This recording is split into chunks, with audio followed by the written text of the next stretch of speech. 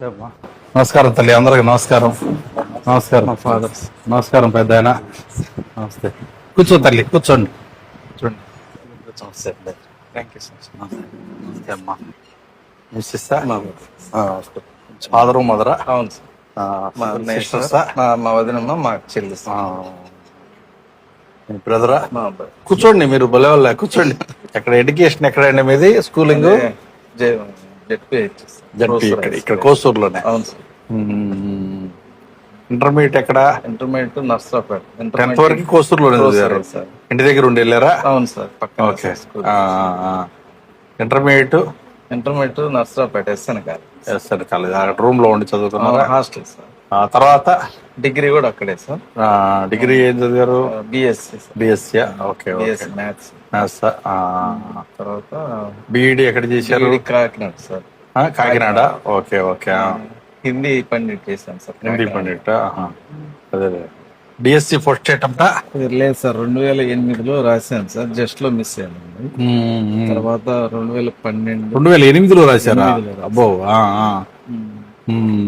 అప్పుడు జస్ట్ లో మిస్ అయ్యాను. 1 మార్క్ తేడాతో మిస్ అయ్యాను. 1 మార్క్ తేడాతో. అయ్యో. అప్పటి నుంచి ప్రయత్నం చేస్తానే ఉన్నాను సార్. 2008 అంటే ఆల్మోస్ట్ ఉమ్మడి స్టేట్, ఉమ్మడి రాష్ట్రం. ఉమ్మడి రాష్ట్రంలో 12లో జరిగింది సార్. అప్పుడు పోస్టులు లేవు సార్. 17లో కూడా 12లో అటెంప్ట్ చేశాను సార్. పోస్టులు లేవు సార్. నెక్స్ట్ అది కూడా డిఎస్ అని రాలేదు సార్.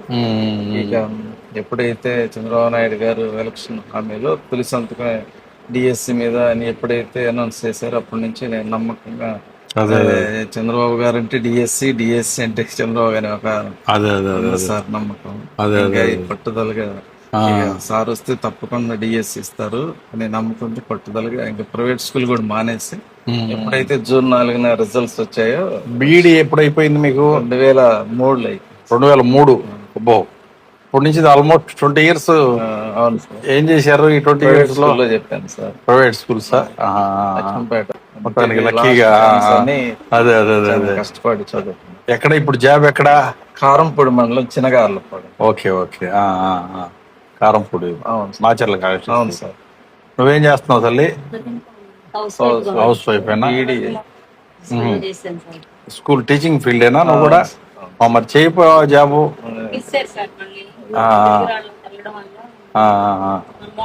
మీ వారికి జాబ్ వచ్చింది, ఇంకా వెళ్ళాల్సిన పని లేదు అనుకుంటున్నావా? టీచింగ్ ఫీల్డ్ వెళ్ళు, బ్రేక్ ఇవ్వమాకండి. లోకేష్ గారు ఇంకో 2 పెడదాం అనుకుంటున్నారు. మెగా డిఎస్సి ఉంటది, మళ్ళీ ఛాన్స్ ఉంటది. మీ వారు గైడెన్స్ ఉంటది కాబట్టి నీకు కూడా ఛాన్స్ ఉంటది. ఏ సబ్జెక్ట్ చెప్తున్నారు మీరు? హిందీయా? ఫాదర్ ఏం చేసేవాళ్ళు? Retired health department. గవర్నమెంట్ జాబే. అవును సార్. బాగా చదివించావు పెద్ద అయినా పిల్లల్ని. మంచి ఫ్యామిలీ. అంత సంతోషమేనా? మరి వైసీపీ వాళ్ళు మెగా డిఎస్సీలో అవకతవకలు జరిగినాయి అంటున్నారు. దాని మీద నీ అభిప్రాయం ఏంటి? చాలా బాధగా ఉంది సార్. ఎంతో కష్టపడి మేము అసలు చాలా పారదర్శకంగా జరిగింది. తెలుగుదేశం పార్టీ అన్న, చంద్రబాబు నాయుడు గారు అన్న ట్రాన్స్పరెన్సీకి మారుపేరు. నీకు తెలిసిన విషయం. ఎక్కడ ఇటువంటి డిఎస్సీలే కాదు, ఎటువంటి ఏ రంగంలో కూడా అవకతవకలు జరగక ముందు కూడా ఎన్నో ఆటంకాలు చేశారు సార్. కొన్ని లక్షల మంది రాస్తే నీలాంటి వాళ్ళు ఎంతో మంది కష్టపడి చదువుకొని ఇదయ్యారు. మీ మనోభావాలు దెబ్బతినే విధంగా వాళ్ళు మాట్లాడుతున్నారు. అందుకని మీ అందరికి ధైర్యం కల్పించడం కోసం మీలాంటి వాళ్ళు కొంతమంది కలిస్తే ధైర్యంగా ఉంటదన్న ఉద్దేశంతో మేము ఈ ప్రోగ్రాం పెట్టుకోవడం జరిగింది. లోకేష్ గారు కూడా మేము ఇప్పుడు ఇంకో 2-3 డిఎస్సీలు పెట్టడానికి ఆయన ఇదిగా ఉన్నాడు. ఛాలెంజ్ గా తీసుకున్నాడు దీన్ని. ట్రాన్స్పరెన్సీగా ఎక్కడ ఏ లోపాలు జరగకుండా చేస్తారు. ధైర్యంగా ఉండండి. మీకు ఎప్పుడు సపోర్ట్ ఉంటుంది. మా సపోర్ట్, గవర్నమెంట్ సపోర్ట్. పెద్ద సంతోషమేనా? కొడుకుని ప్రయోజకుడిని చేసావు. మొత్తానికి 10 మందికి చదువు చెప్పే వ్యక్తిని చేసావు. నీలాంటి వాళ్ళకి అసలు పెద్ద ఆయనకి నమస్కారం. పెద్దవాళ్ళు. ఓకే పెద్ద ఆయన. కూర్చో. మెగా డిఎస్సిలో జరిగిన నియామకాల్లో ఉద్యోగం పొందిన దానియేల్ గారికి ఇంటికి వచ్చి ఉన్నాం. పెదకూరపాడు నియోజకవర్గం కోసూరు మండలం కోసూరులో వారు నివాసం ఉంటున్నారు. వారికి కారంపూడి మండలంలో జాబ్ రావడం జరిగింది. ఇవాళ శ్రావణ శుక్రవారం పబ్లిక్ హాలిడే కావడం వల్ల వారి కుటుంబ సభ్యులతో గడుపుదామని ఇక్కడ రావడం జరిగింది.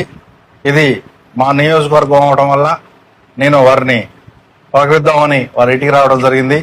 పలకరించి వారికి మనోధైర్యాన్ని కల్పించడం జరిగింది.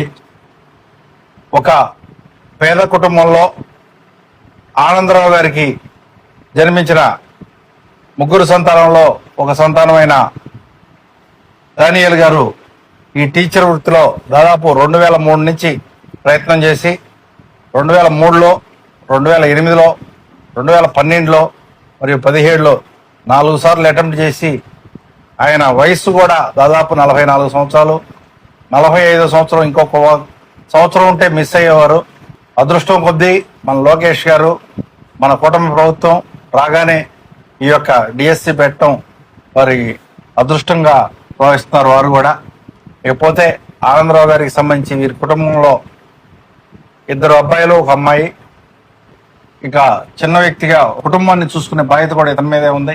వాళ్ళ అన్నయ్య పెయింటర్గా జీవనం సాగిస్తున్నాడు. వాళ్ళ చెల్లెలు కూడా టీచింగ్ ఫీల్డ్లోనే ఉంది. ఇతను కూడా గత కొంతకాలంగా ప్రైవేట్ ఉద్యోగం చేస్తూ జీవనం సాగిస్తూ కుటుంబాన్ని నడుపుకుంటున్నాడు.